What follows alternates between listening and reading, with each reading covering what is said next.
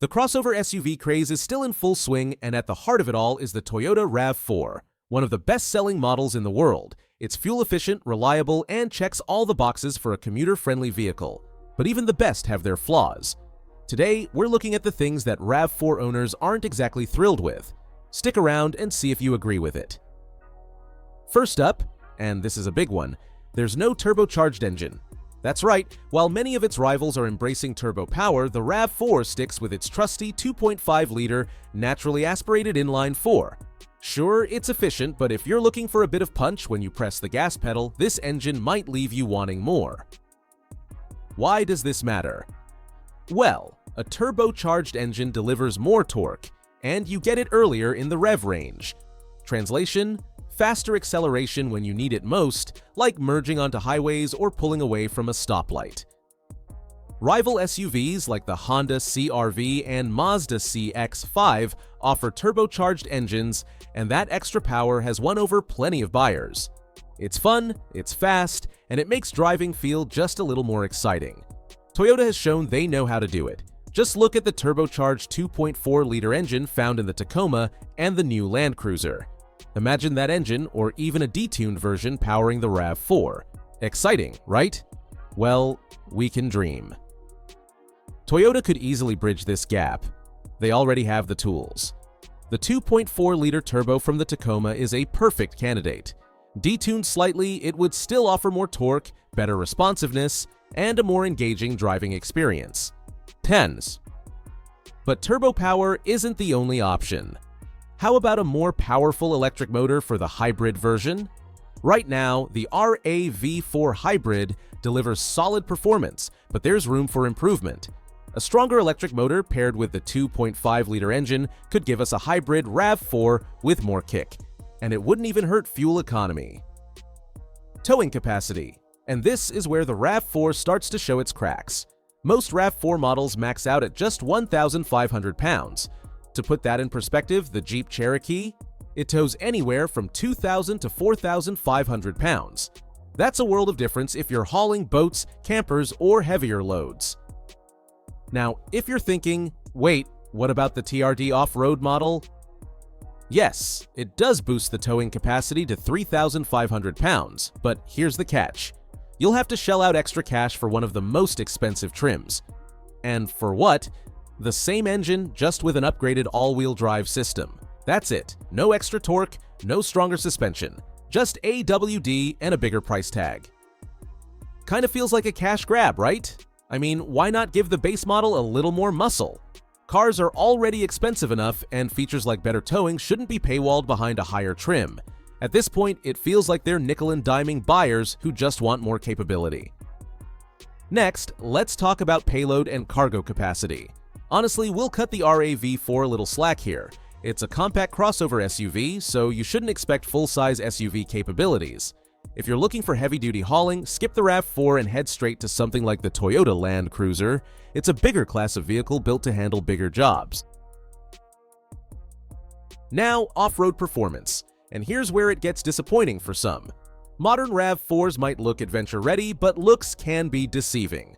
The truth is, it's not a serious off-roader. It's a crossover SUV, which means it's basically a car with a lift kit and bigger wheels. If you're hoping for the off-road prowess of a Jeep Wrangler or Ford Bronco, hate to break it to you, this ain't it. Why? Well, first, suspension design.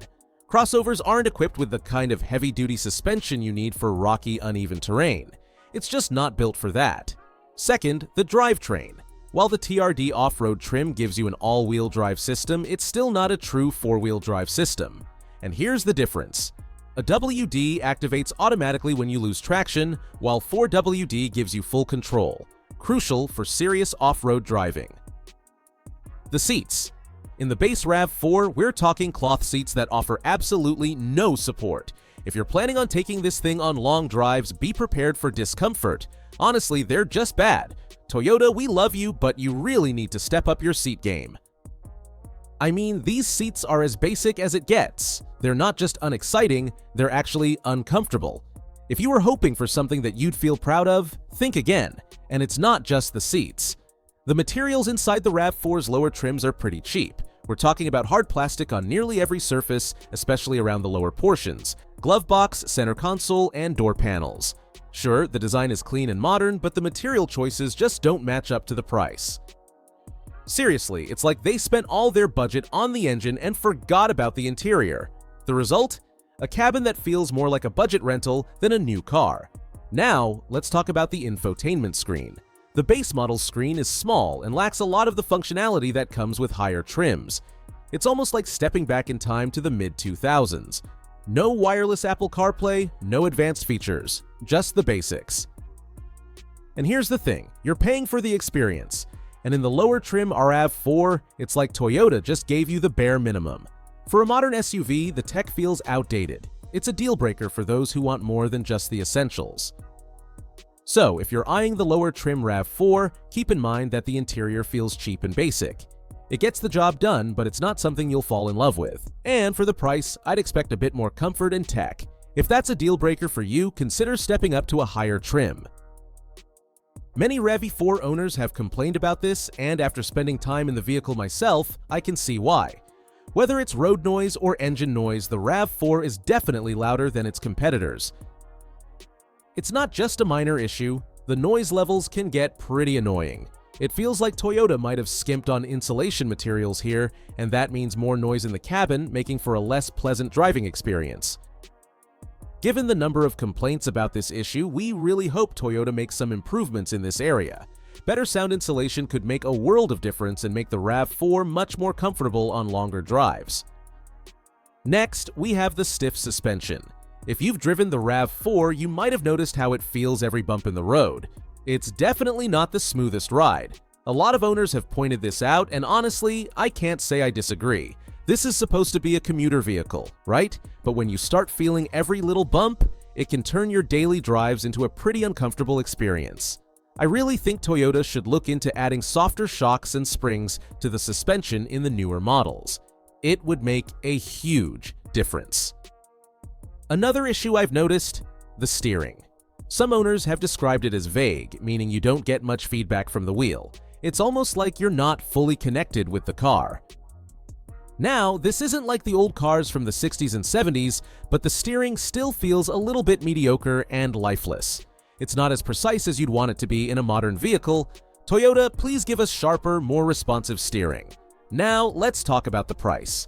Even the base model of the Toyota RAV4 starts at $28,269, and that's before you get to the hybrid models or higher trims. Prices can go up to $39,000 for the well-equipped hybrid versions. That's a huge jump.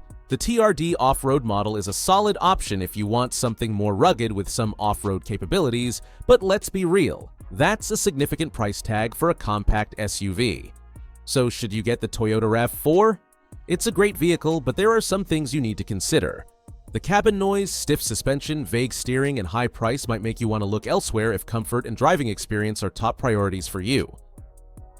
That said, if you're willing to spend a little extra for the higher trims like the XLE, XSE, or the TRD off-road, you'll get a lot more features and a better experience overall.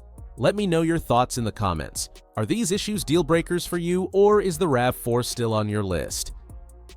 Thanks for watching, and I'll catch you in the next one. Don't forget to like and subscribe for more honest reviews.